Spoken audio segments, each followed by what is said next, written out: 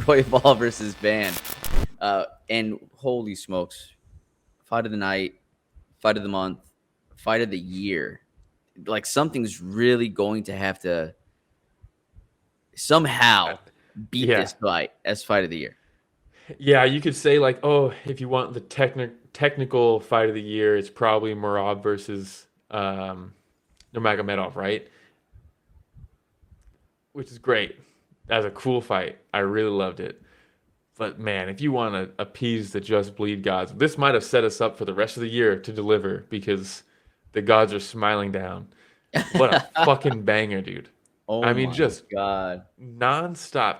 And I mean, when they booked this fight, when Josh Van took this on short notice, and don't forget, he got a knockout 3 fucking weeks ago on another big pay-per-view card, uh, and then steps in on short notice to fight fucking Brandon Royval, #1 in the division. Rising star, this Van. Yeah, and Van just fucking game as hell. It's a win-win basically. If he loses this fight, whatever. Exactly. But instead, and he's not just showing up. He's not resting on that. It's not like, well, even if I lose this, it's not a big deal. I'll just take the fight.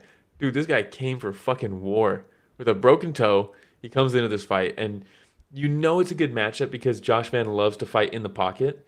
And you're like, well, Brandon Royval's so long for the division, and he does throw a lot of jabs and kicks and stuff like that. Maybe he'll be able to stick and move and keep him away and not allow Josh Van to get into those pocket exchanges where he excels so much.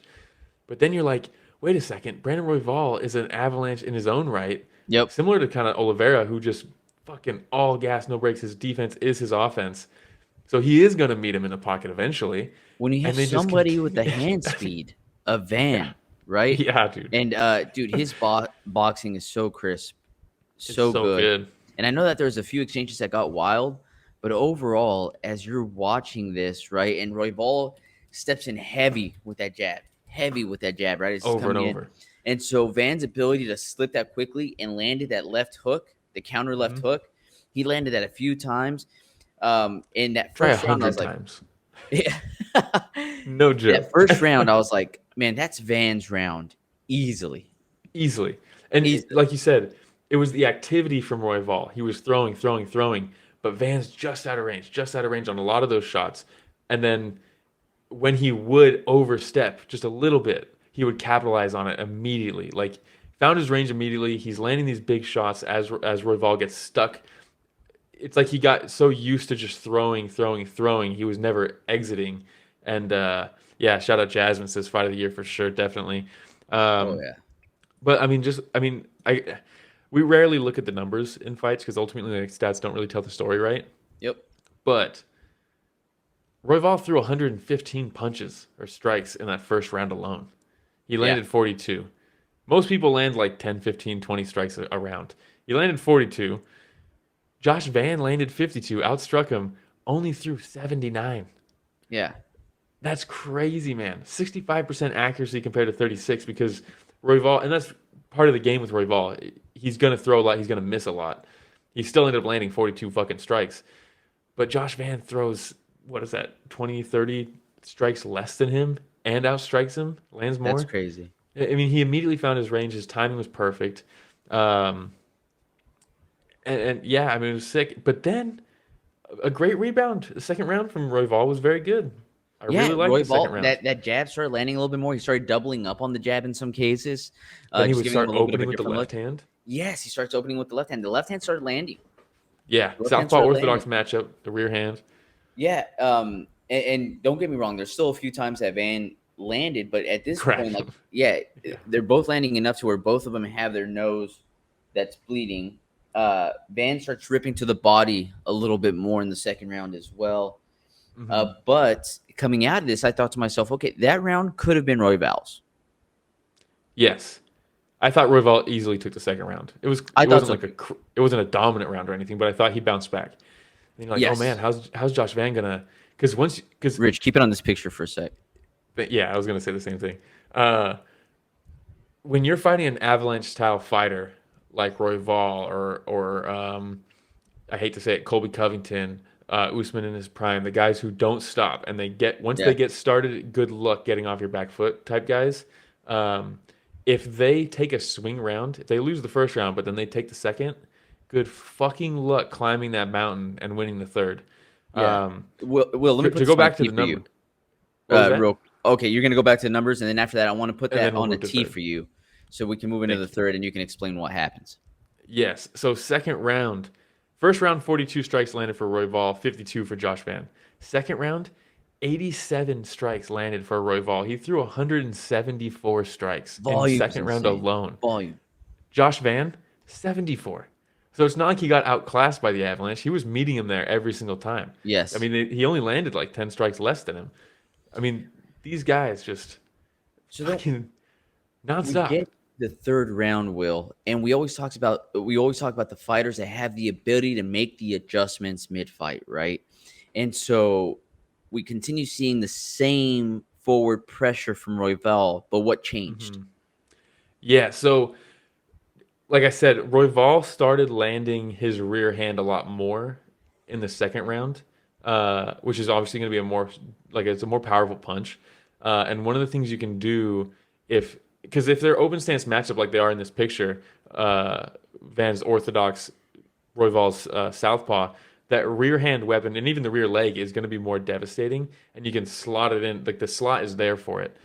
So one of the things you can do is if someone starts landing their power hand, their rear hand in an open stance matchup, if you attack the lead leg, even with inside low kicks, they're not going to do a lot of damage, but you can disrupt the guy. And if you're someone like Royval who's constantly go go go, if you start attacking that lead leg and kick it out from under him, look at Super Leg versus Takeru for like a perfect example of this, where Super Leg's just blasting with inside leg kicks, and it's just every time he steps in to throw his rear hand, his lead leg gets, you step down in your lead leg, it gets kicked, you're off balance now. Van says, fuck the inside leg kick. I know that doesn't do a ton of damage. All it does is disrupt. He starts fucking stomping on the lead leg every time Royval would crash into him. And once he landed the first time, I was like, oh, that's fucking slick because it takes him off balance. Yep. And then the next time Royval steps in to throw, he does it again and it takes him off balance again. And you're like, oh shit, that's good. And then he basically knocks him down with it. He literally kills his leg at one point, stomping on it. And Royval's like, well, fuck, I have to now I have to adjust how I'm entering because I'm getting fucking stifled every time I come in. Yep. And that's almost impossible to do when you're needing to do that to address something that he just adjusted. Yep. Like Josh Van adjusted to the way Royval was entering in that second round with this stomp. And now it's on Royval to recognize that and then adapt to that. Good fucking luck. In a And dogfight like this? the hand speed too, because there's so many times that Van landed that, and like you said, gets Royval off balance, and while he's off balance, he's landing a 3-shot Bop, bop, bop, combo. bop, bop. It's crazy, man. So not only is he keeping him off balance and keeping himself safe, he's Yeah, he's also capitalizing. inflicting damage. So for Mhm. your Royval, you're like, shit. Like not only am I Yeah, having a hard time entering, but now I'm having a hard time entering, and I'm eating 2 or 3 shots every single time I try. yeah, and I mean, it's just a fantastic fucking. Everyone always goes to the body shots of the Stipe versus Cormier adjustment, right? Where all of a sudden he's like, oh, the mummy guard, he's open to the body, he starts digging those body shots. He hurts DC real bad with that. That's a mid-fight adjustment. That's like a lot of people's go-to. This might be my new go-to adjustment, mid-fight adjustment, late fight adjustment. It's crazy how like effective this adjustment was from Josh Van for like you said, not just taking him off balance, but creating openings to then rip him with his hands. Uh, and then ultimately, maybe this is just because Royval's fucking it's raw dog, and there's only like 30 seconds left in the fight, 20 seconds. Uh, At this point, and you gotta have to think that he was like, shit, I'm losing this round right now. He's because been clipped enough with these combos at this point where he's like, I got to do yes, something.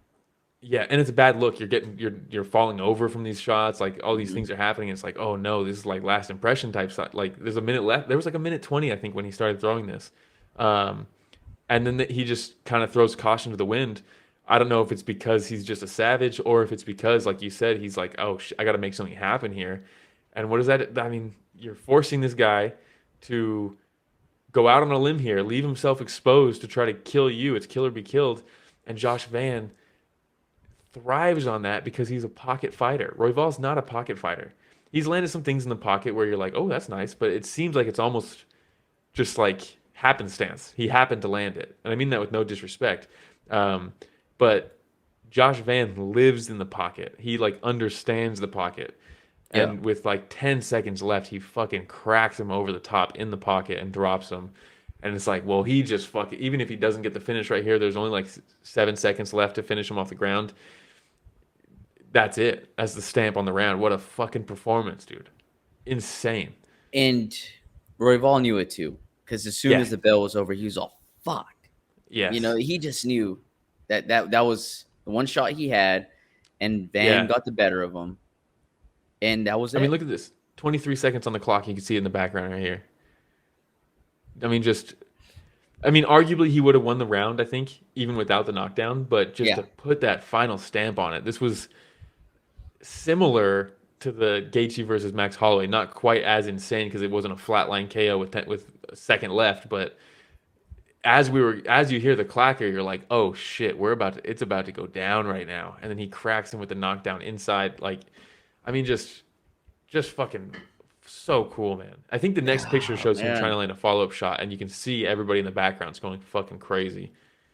Look at Dana, Yeah, Uncle Dana. For 1 second there, for 1 second, he felt forgot he had to life. promote Crawford versus Canelo, dude, and he was just focusing on his organization. You know what I mean? Yeah, yeah. Oh man, Finally, so just it's such, injected him with the dude. But passion of. yeah, everybody Oh, won though. Everybody by won the watching way, this fight. yeah, and by the way, round two, 87 to 74, significant strikes in favor of Royval. Round three, 86 to 78. So they did not slow down one bit. So crazy. Round Fight. Look, three, if anybody didn't watch this, please, please, please go back, watch this fight. It was one of the best fights that I've ever seen. So good. Rich the yeah, Casual, you're in the background there producing. You have to go back and watch this fight, Rich. You would love it. yeah, and then how perfect that the next fight after this is the co-main event. The champ, the longtime champ, defending his belt yet again in their division, and Josh Van goes on the mic, "Who gives a fuck? I'm next. I want to see what happens with that. He's fought a lot of guys. He hasn't fought me. 3 weeks ago, this guy becomes ranked because he gets a knockout. They put him at 12, takes the fight on short notice to fight the number one contender, puts on the fight of the year, puts a stamp on it like that, calls out the champ who's fighting next, So good. and then they bring him in the cage to face off with Couldn't have written Pantoja any after he better. defends. It's perfect. This is what happens when the UFC fucking makes an effort with their match. I mean, this is what the sport is built off of. Yeah. And it's like, I mean, it's just these things align in fighting sometimes where you're like, man, it just feels like it's larger than life sometimes. Like, you can't, like you said, you can't write it any better. Like, Can't write any better. this is what makes fighting so great is that people like Josh Van can step in and credit to Royval for even accepting the fight on like almost 2 weeks notice when he's at this point of his career. That's a risk he doesn't need to take against a young killer like Van. But to have guys who can come in 23 years old, he bounces back from the Charles Johnson loss. He's just putting on exciting fights, exciting fights. He steps in, he gets the knockout on the last pay-per-view. He gets the call for this one. He steps in, comes in, takes out number one, calls out the champ who's fighting next. A killer that nobody wants to like. Is it too much? Is he biting off more than he can chew? Maybe. Maybe, Maybe. but I'm here for it. I'm here for it. And again, he's still somehow finding himself in this position where it's a win-win. If he beats Pantoja, that's What an crazy. amazing story, though, if he does beat Pantoja. And that's a thing, that the Yeah. possibility is there. And we And get if to he witness. loses, he's only 23 years old. Who gives a fuck? Yeah. 23. You know? Holy smokes. Dude, that's I crazy. mean, just this is the type of shit that just this is why we watch combat sports. It's shit like this Yes. Yes. doesn't get much better than this. Hey everybody, Romero and Will here. Thank you for watching that short clip. Just so you know, that was a small excerpt from what we covered this last Sunday, right, Will? Yeah, we cover the entire event every weekend. So this was just a cutout from the live stream that we did. The link to that live stream is in the description. So if you want to hear about the other fights that night, it's down below in the description. Please like, subscribe, hit the notification bell because we go live every Sunday to cover events. And if you do that, you'll know for next week and you can tune in and be in the chat and get featured on the show just like everybody else was on this clip. We hope to chat with you live.